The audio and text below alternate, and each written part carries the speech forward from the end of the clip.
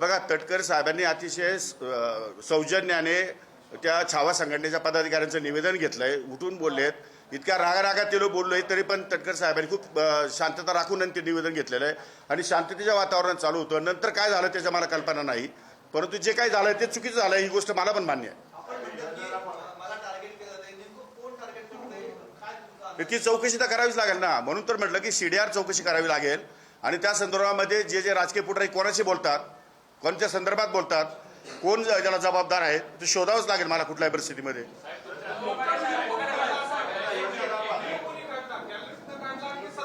ते नाही सांगता येणार मला, चौकशी जोपर्यंत करत नाही तोपर्यंत. हां,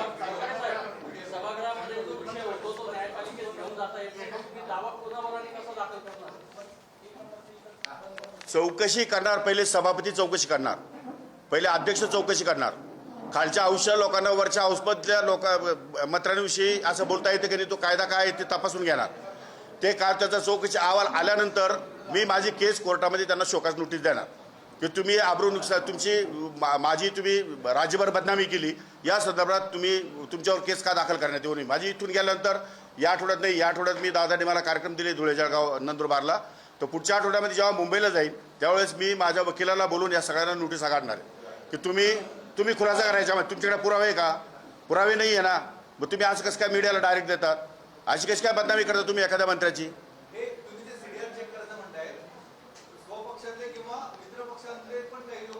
असू शकतील ना, जे असतील ते बाहेर येतील चौकशीतून, जे असेल ते सत्य बाहेर येईल. नाही, त्यांचा CDR नाही, याच्यामध्ये कोण कोण नेते कोणाकोणाशी बोलतात आणि काय या ठिकाणी ते ब्रीफ करतात त्या संदर्भातली माहिती घेण्यात येईल. काही मीडियाचे पण लोक असू शकतात त्याच्यामध्ये, ते पण चौकशी करावी लागेल.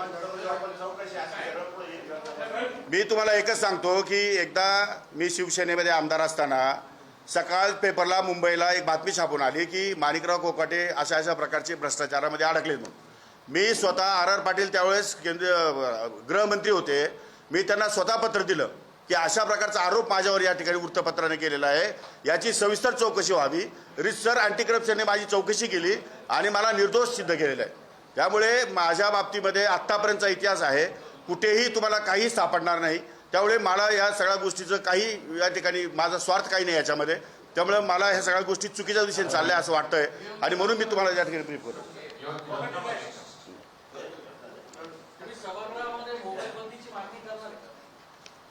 शासनाने आदेश दिले तर बंद करू, आपला काय प्रश्न? नाही, मी का बंद करण्याची मागणी करावी?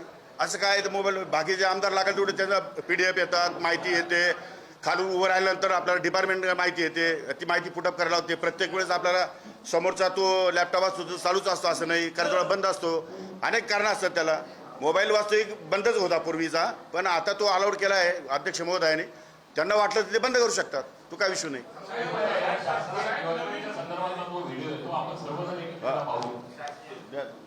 आतापर्यंतची योजना दाखवा ना.